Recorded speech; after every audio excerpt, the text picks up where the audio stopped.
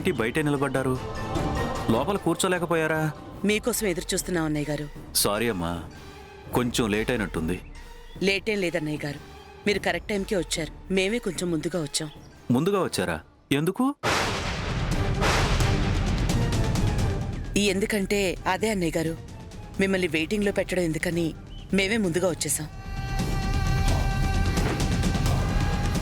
ఏమ్మా, అఖిల్ కూడా వచ్చాడా?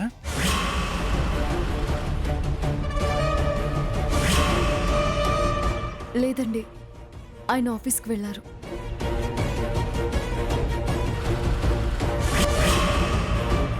మా ఆదిత్య, మీ అఖిల్ ఇద్దరేనమ్మా. ఆఫీస్ వర్క్ తర్వాతే ఏదైనా అంటారు. పదండి.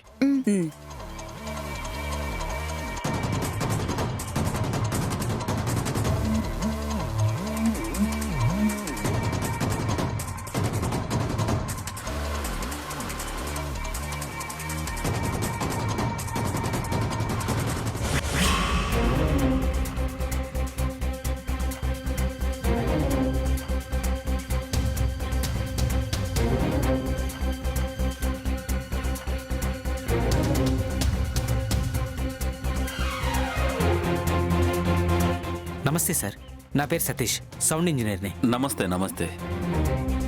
మా కాబోయే కోడలు పాడే పాట అద్భుతంగా రికార్డ్ చేయాలి మీరు.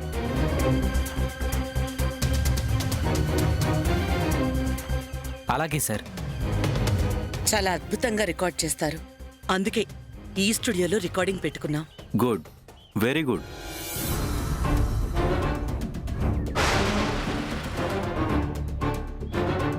మేడం, మైక్ సెట్ చేస్తాను.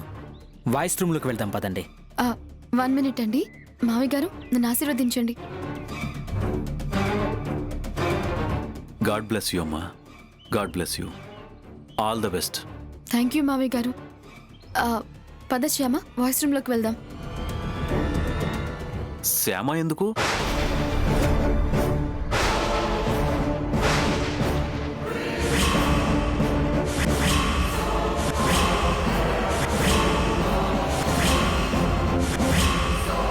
వాయిస్ రూమ్లోకి శ్యామ ఎందుకు?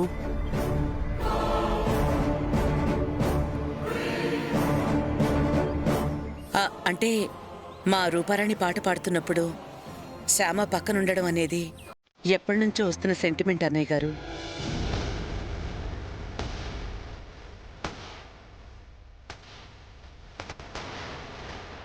అంటే శ్యామ పక్కన లేకుండా 1-2 సార్లు పాడింది, కానీ అవి అంతగా సక్సెస్ అవ్వలేదు.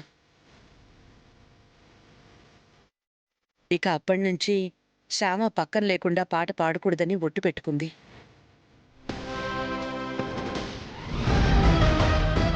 అవునా? అయితే ఓకే, వెళ్ళండమ్మా. వెళ్ళండి. వెళ్ళండి మేడం.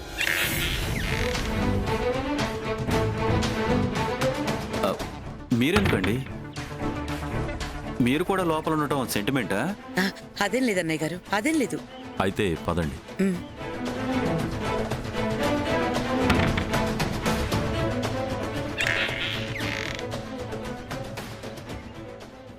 Take madam.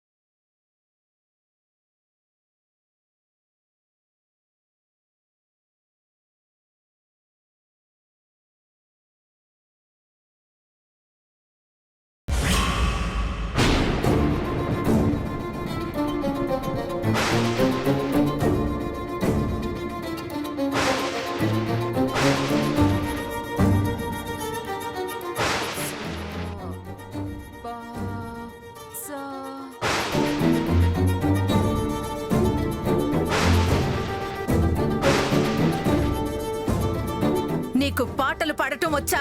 నా ఫోన్కి ఈ ఓటీజీ కేబుల్ పెట్టి రూపారాణి పాటలు పెన్ డ్రైవ్లో పెట్టాను.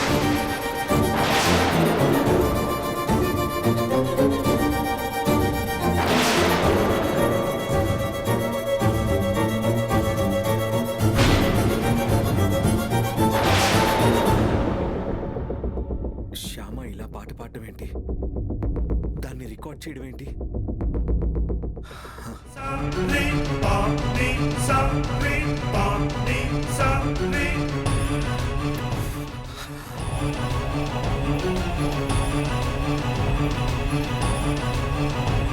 చాలా బాగా పాడిందమ్మా, చాలా చాలా బాగా పాడింది. థ్యాంక్స్ అన్నయ్య గారు. Excuse me 1 minute. మ్. Hello hello. ఆ, ఆ.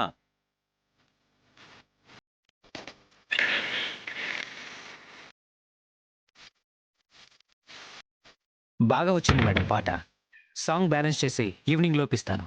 ఓకేనండి, థ్యాంక్ యూ. Okay madam. మావయ్య గారు ఏరు మమ్మీ? ఇప్పుడే ఫోన్ వస్తే బయటికి వెళ్ళారు. Thank you Shyama, thank you very much.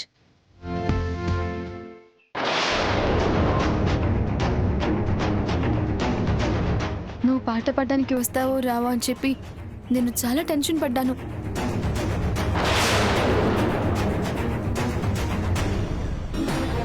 నువ్వు పాడడానికి వచ్చావు కాబట్టి నువ్వు పాడిన పాటనే రికార్డ్ చేస్తూ నేనే ఆ పాట పాడినట్టుగా ఆదిత్య వాళ్ళ నాన్నని నమ్మించగలిగాను.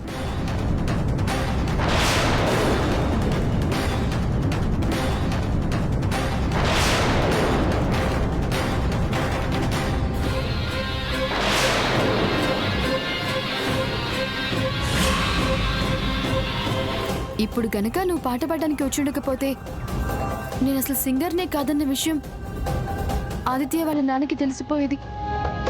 మా పెళ్ళి ఆగిపోయేది.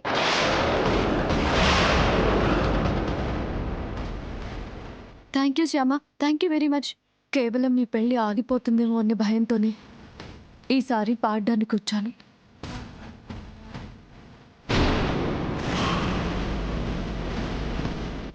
దయచేసి ఇంకెప్పుడు ఇలా పాట పాడమని నన్ను బలవంతం చేయొద్దు.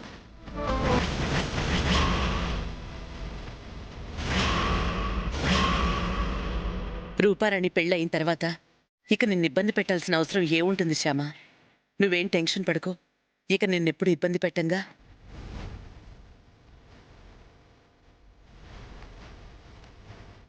పాట పాడడం పూర్తయ్యేసరికి మీరు రికార్డింగ్ స్టూడియోకి రండి. ఈ పాటకి అఖిల్ బాబు నేను పంపించిన వాయిస్ మెసేజ్ వినే ఉంటారు. నన్ను క్షమిస్తే ఇక్కడికి వస్తారు, లేకపోతే లేదు. ఒకవేళ వచ్చారేమో, వెళ్ళి కలుద్దాం.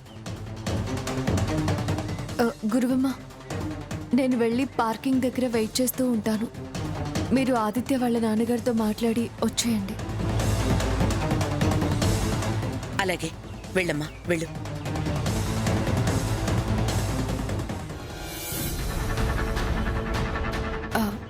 ఎందుకు వెళ్ళుంటుంది మమ్మీ అది? పార్కింగ్ దగ్గర దానికేం పని? ఒసే పిచ్చి మొహమా, ఇప్పుడు ఆదిత్య వాళ్ళ నాన్నగారు వచ్చి పాట బాగుంది అని పొగుడుతారు కదా. తను పాడిన పాటకి నిన్ను పొగిడితే తట్టుకోలేదు కదా, అందుకే వెళ్ళిపోయి ఉంటుంది. అంతే అయి ఉంటుంది.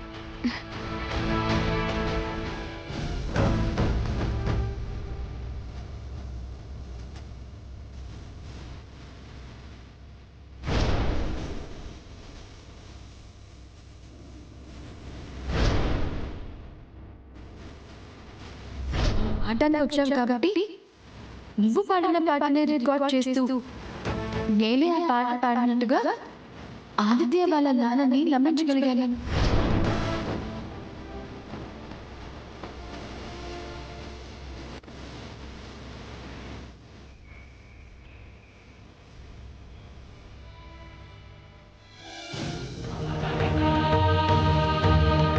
అఖిల్ బాబు నన్ను క్షమించారో లేదో, క్షమించి నా కోసం ఇక్కడికి వచ్చారో లేదో. కన్నయ్యను అడిగా, కంగారు ఎందుకు? అఖిల్ బాబు ఇక్కడికి వచ్చేలా కన్నయ్య చేస్తాడు.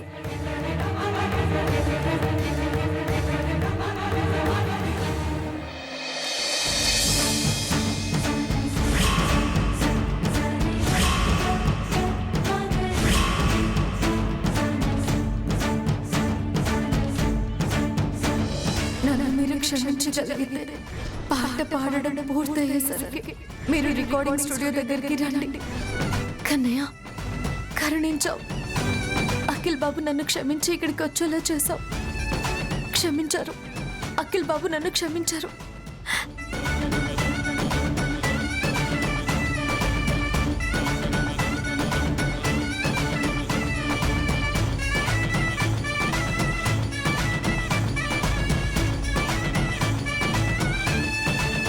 అఖిల్ బాబు,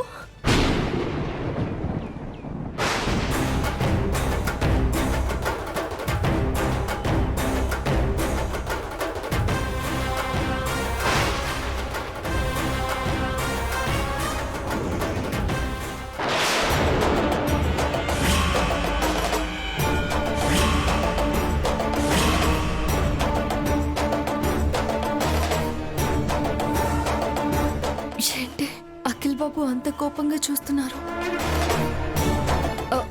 అఖిల్ బాబు,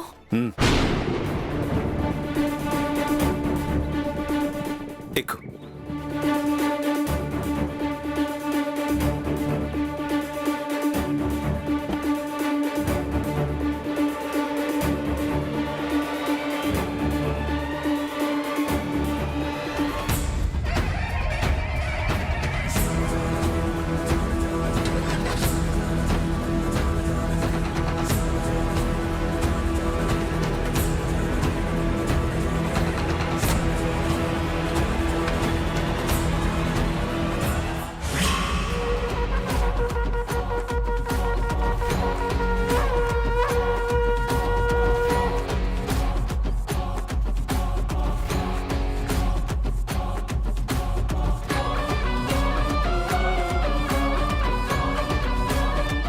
చాలా బాగా పాడావమ్మా. రేపు ఎంగేజ్మెంట్లో నీ పాట విని అందరూ చాలా హ్యాపీగా ఫీల్ అవుతారమ్మా. థ్యాంక్ యూ మావయ్య గారు. అవును, శ్యామ ఏది? ఏదో ఫోన్ వచ్చినట్టుంది, మాట్లాడడానికి పక్కకెళ్ళింది. మీరు బయలుదేరండి అన్నయ్య గారు. ఓకే అమ్మా, వెళ్ళొస్తాను. మంచిది అన్నయ్య గారు. వస్తానమ్మా. ఉమ్.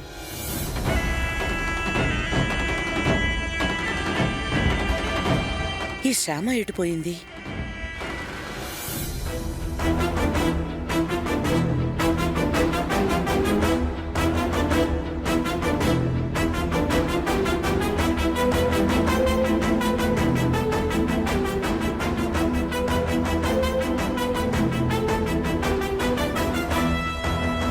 నన్ను క్షమిస్తేనే రికార్డింగ్ స్టూడియో దగ్గరికి రమ్మని ఆ మెసేజ్లో చెప్పాను కదా. అసలు అఖిల్ బాబు ఆ మెసేజ్ వినే వచ్చారా లేక వేరే పని మీద వచ్చి నన్ను ఇక్కడ చూసారా?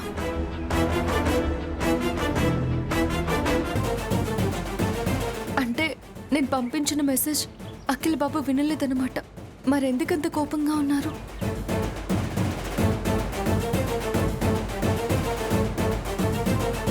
రూపారానికి ఎంగేజ్మెంట్ సారీ కొనడానికి బయటికి వెళ్తున్నారంట.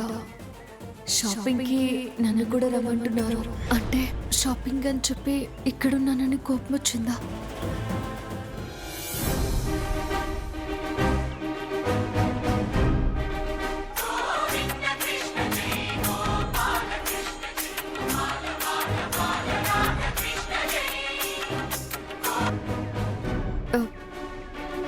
హలో హలో శ్యామ, ఎక్కడున్నావు? నేను ఇంటికి వెళ్తున్నాను. ఇంటికా? ఎలా వెళ్తున్నావు? ఆయన తీసుకువెళ్తున్నారు.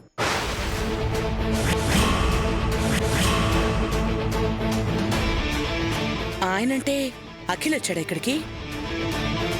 కొంపతీసి నువ్వు పాట పాడడం ఏం చూడలేదు కదా? అలాంటిదేమీ లేదు గురువమ్మ. నేను తర్వాత మాట్లాడతాను.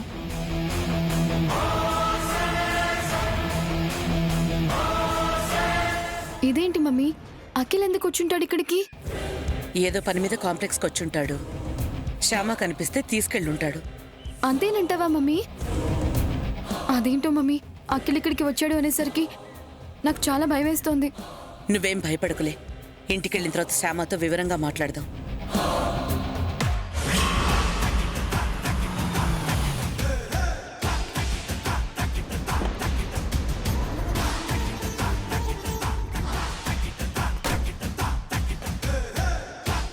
దిగు.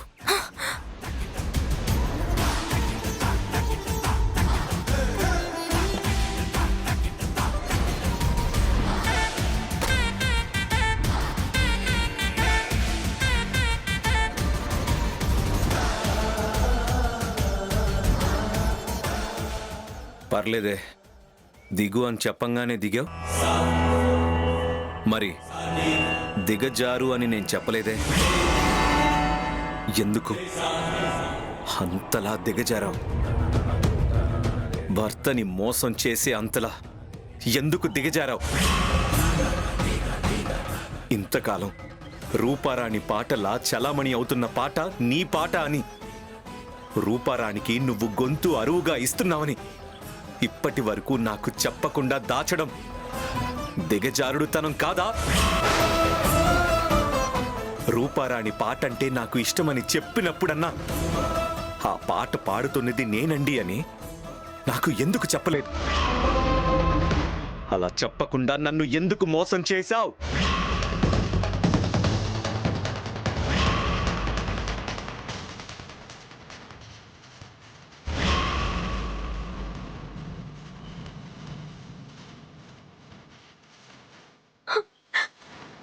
అంటే అదే వద్దు వద్దు. నీకు సంగీతం నేర్పించడానికి మేము అంత ప్రయత్నం చేస్తున్నప్పుడు పాడడం రానట్లుగా మమ్మల్ని అంతగా ఎందుకు నమ్మించావు? సా పా సా.